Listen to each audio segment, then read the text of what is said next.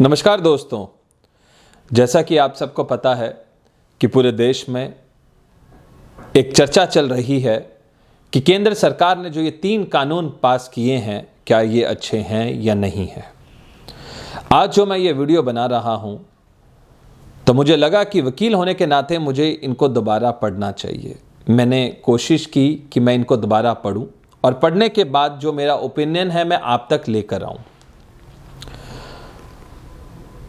राजनीति पूरी चरम सीमा पर है। केंद्र सरकार 3 कानून लेके आती है और इस मंशा से लेके आती है कि ये कानून किसान के हित में होंगे, पूरी एग्रीकल्चर इंडस्ट्री के हित में होंगे और वो कानून पारित करते हैं। लेकिन पंजाब में इसका विरोध देखने को मिलता है। मैं आपसे 2-3 छोटी छोटी बातें आपकी नॉलेज में लाना चाहूंगा। पहली बात, और मैं राजनीति, क्योंकि राजनीति चल रही है तो राजनीति के हिसाब से ही समझाने का प्रयास करूंगा।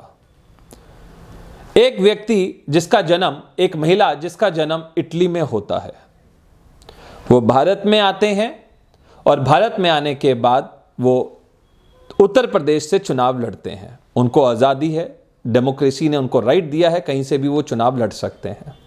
उनके बाद उनका बेटा वो भी उत्तर प्रदेश से चुनाव लड़ता है, उनका नाम है राहुल गांधी।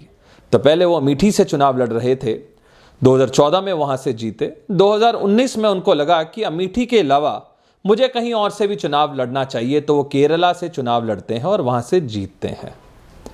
उनको किसी भी तरह की कोई पाबंदी नहीं थी, चाहे वो चुनाव अमेठी से लड़े, चाहे वो चुनाव केरला से लड़े, चाहे वो चुनाव कर्नाटका से लड़े, चाहे वो मध्य प्रदेश से लड़े, वो किसी भी प्रदेश से चुनाव लड़ सकते थे। उन पे कोई पाबंदी नहीं थी और किसी व्यक्ति पे पाबंदी नहीं है, आप कहीं से भी चुनाव लड़ सकते हैं। और देश की सर्वोच्च बहुत बड़ी डेमोक्रेसी है, we are the biggest democracy of the world. आप कहीं से भी जब चुनाव लड़ सकते हैं, तो मेरा सीधा सीधा प्रश्न है जो कांग्रेस की सरकार आज विरोध कर रही है, जब आप चुनाव तो कहीं से भी लड़ सकते हैं, चाहे आप वहां के रेसिडेंट हैं या नहीं है, लेकिन आप वहां से चुनाव लड़ सकते हैं, तो जो किसान है उसको फोर्स क्यों किया जा रहा है कि वो अपनी फसल सिर्फ और सिर्फ एक पर्टिकुलर मंडी में बेचेगा। उस समय की सरकारों को लगा कि साहूकार बहुत ज्यादा इंटरेस्ट चार्ज करते हैं, 5% हर महीने इंटरेस्ट चार्ज करते हैं। वो अपनी फसल के लिए जो उधार लेता है उस पर 5% इंटरेस्ट लगता है। तो उस समय की सरकारों को लगा कि हमें एपीएमसी लेके आना चाहिए।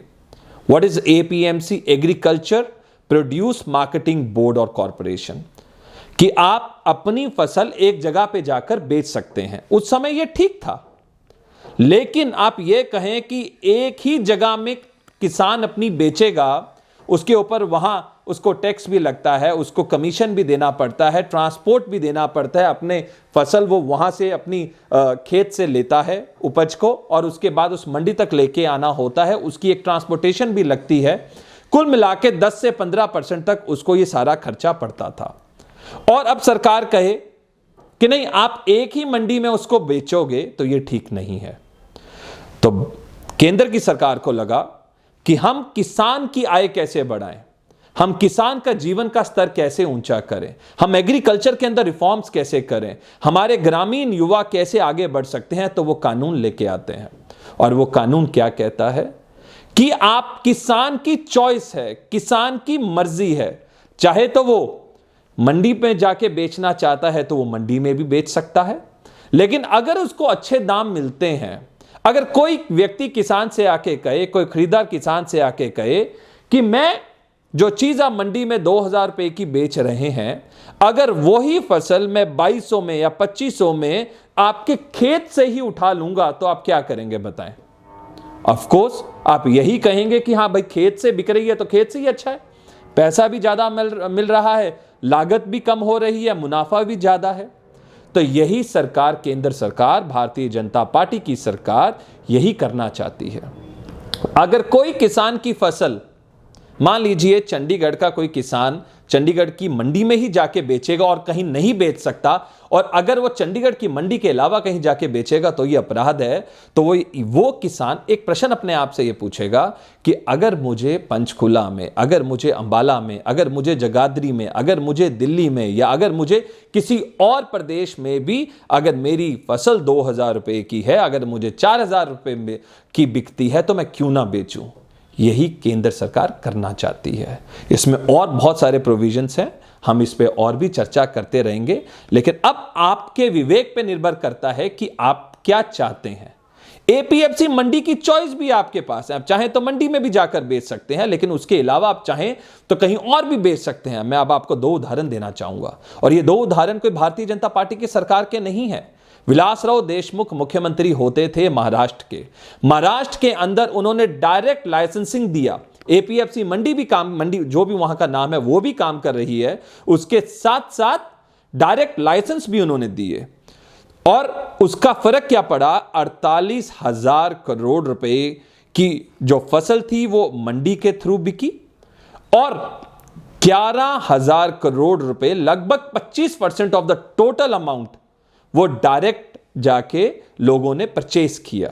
अब आप इमेजिन करिए कि कोई आलू बनाने की कंपनी है, कोई 1,000 किले के अंदर, 1,000 एकड़ के अंदर अगर किसान आलू बोता है, कोई कंपनी आकर उसको कहे कि आप आलू बोइए, मान लीजिए उसकी मंडी में, मुझे रेट नहीं पता, मैं आपको एग्जांपल उदाहरण के तौर पे दे रहा हूं, मिनिमम प्राइस एमएसपी अगर कोई 2,000 रुपए की है, और अगर कोई आके आपको, चाहे वो कॉरपोरेट है या कोई और अन्य कोई आके आपको कहता है कि हम आपका आलू 3,000 रुपए का खरीदेंगे, तो आप क्या मंडी में बेचना चाहेंगे? नहीं।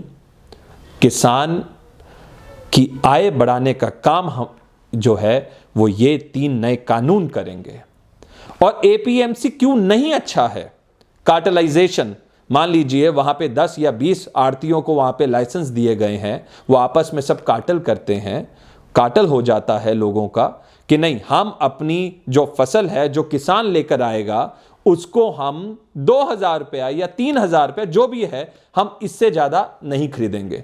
तो 10 के 10 व्यक्ति जो वहां पे उस एक मंडी में है, वो सब एक ही रेट बोलेंगे, तो किसान को बेचनी पड़ेगी, क्योंकि मंडी से बाहर वो जा नहीं सकता, और मंडी में रेट उसको सब ये दे रहे हैं।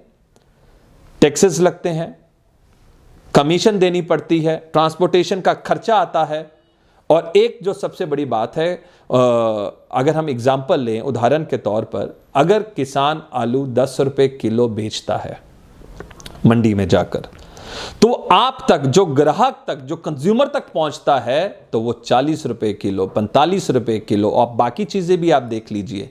ये 30 रुपया जो बीच में है, 10 रुपए किसान से खरीदा जाता है, मार्केट में आके 40-45 रुपए बिकता है। ये कौन है? ये लोग, ये बिचौलिए, बीच के लोग, ग्राहक तक जाते जाते अच्छी पैकेजिंग करके आपको वही चीज 45 रुपए में बेची जाती है। सरकार क्या करना चाहती है कि इस किसान की अगर आय बढ़ानी है, तो डायरेक्ट खरीदार किसान के पास आए, और मिनिमम जो एमएसपी है वो तो रहेगी, उससे ज्यादा उसको मिले। यह सरकार की मंशा है। मैं आप सबसे यही, बहुत सारे प्रावधान हैं, हम धीरे धीरे करके सबके बारे में बात करेंगे, और ये आपके, मैं ये नहीं कह रहा, ये आपके विवेक पे निर्भर करता है कि आप इस कानून को कैसा लेना चाहते हैं। मैं आपसे ये निवेदन करूंगा, एक बारी इस कानून को जरूर पढ़ लीजिएगा, और अगर आप एक बारी पढ़ लेंगे तो मुझे लगता है कोई अंतर विरोध नहीं रह जाएगा। जय हिंद, जय भारत।